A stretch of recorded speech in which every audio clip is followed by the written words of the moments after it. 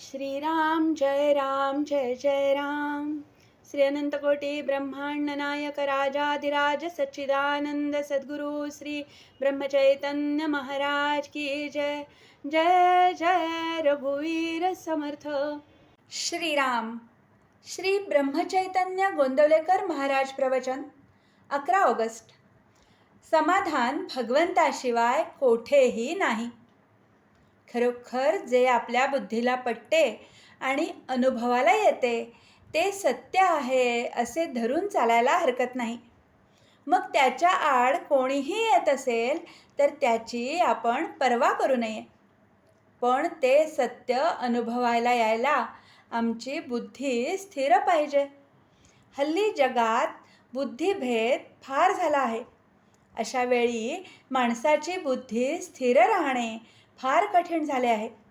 अगदी अत्यंत सदाचाराने वागणाऱ्या माणसाची सुद्धा बुद्धी केव्हा फिरेल हे सांगता येणार नाही. केवळ शास्त्र सांगते म्हणून अमुक एक सत्य आहे असे धरून चाला असे मी म्हणत नाही. मी सांगतो तेच सत्य आहे असे तुम्ही म्हणा असेही मी म्हणत नाही. तुम्ही आपल्या स्वतःच्या विचारानेच ठरवा की जीवनात तुम्हाला समाधान पाहिजे आहे ना. ते समाधान भगवंताशिवाय दुसरे कुठेही आपल्याला मिळणार नाही हे अगदी निश्चयाने ठरवा. एकदा तुमचा निश्चय कायम झाल्यावर तुमच्या आड कुणीही येऊ शकणार नाही. निश्चय मात्र कायम पाहिजे. या निश्चयाचे बळ किती विलक्षण असते म्हणून सांगू. एका गावात एक 50-60च्या वयाचा बुद्धिमान पण कुत्सित वृत्तीचा माणूस राहत होता. वेडेवाकडे प्रश्न विचारून टवाळकी करण्यात त्याचा हातखंडा होता.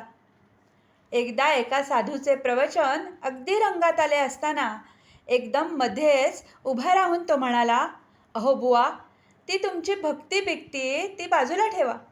देशाला स्वातंत्र्य कधी मिळेल ते सांगा. त्यावर साधू शांतपणे बोलला, ते मी सांगतो, पण आता तुमचे उतारवय झाले. काळ केव्हा झडप घालील याचा नेम नाही. तर आता मला सांगा की प्रपंचाची उपाधी, देहाची व्याधी आणि मृत्यूची मगरमिठी यातून स्वातंत्र्य मिळवायचा काही विचार प्रयत्न तुम्ही केला आहे का. हा मार्मिक प्रतिप्रश्न ऐकून टवाळखोर चूप बसला.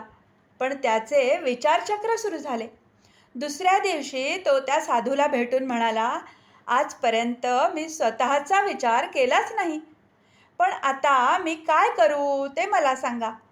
साधू बोलला, 2 वर्षे मौन धरून नामस्मरण करावे.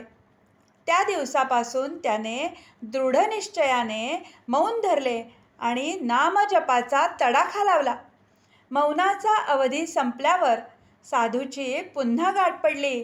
तेव्हा तो इसम डोळ्यात पाणी आणून म्हणाला, महाराज, मला सर्व मिळाले. मला नामाने जे समाधान मिळाले त्यापुढे इतर सर्व गोष्टी रद्द आहेत. निश्चयपूर्वक नामस्मरणाचे असे विलक्षण सामर्थ्य आहे. आजचे बोधवचन. नामी ठेवावे चित्त, तेच मानावे सत्य. हा निश्चय ठेवा मनात, मन होईल निभ्रांत. जानकी जीवन स्मरण. जय जय राम.